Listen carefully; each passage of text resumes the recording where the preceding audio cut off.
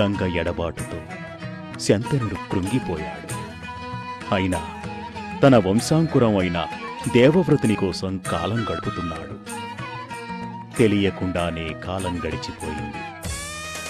నవ యవ్వనుడైన దేవవ్రతుడు తిరిగి తండ్రి వద్దకు చేరాడు. దాంతో నిరాశ నిస్పృహలు తొలగిపోయిన శంతనుడు సంపూర్ణ సంతోషంతో మామూలు మనిషయ్యాడు.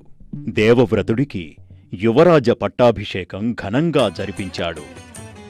ఒకనాడు శంతనుడు యమునా నదీ తీరాన విహరిస్తుండగా దాసరాజు కూతురు సత్యవతి పడవ నడుపుతూ కనిపించింది. ఆమె అందచందాలకి పరవశుడైన శంతనుడు ఆమెను వలచి వరించాడు. తన అభిప్రాయం ఆమెకు తెలియపరిచాడు. ఆ సుందరి తన తల్లిదండ్రులను సంప్రదించమంది వినమ్రంగా. శంతనుడు దాసరాజును సంప్రదించాడు.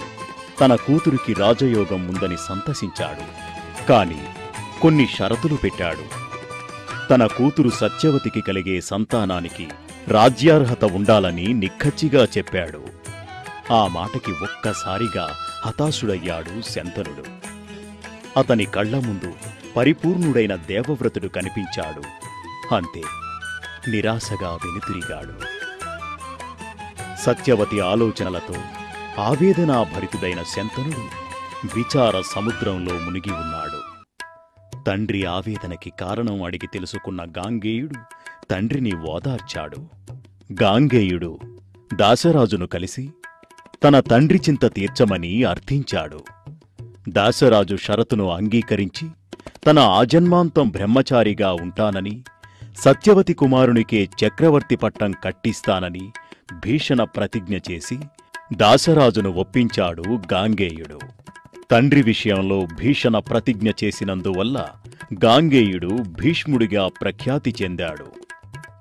ఈసుడినయ్య అప్పు తీసుకుని ఇప్పుడు అడిగితే తీసుకోలేదని బొకాయిస్తుంది.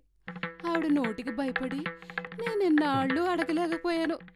ఇప్పుడు అడిగినా లాభం లేకపోవడంతో మీ దగ్గరకు వచ్చాను. మీరే నాకు న్యాయం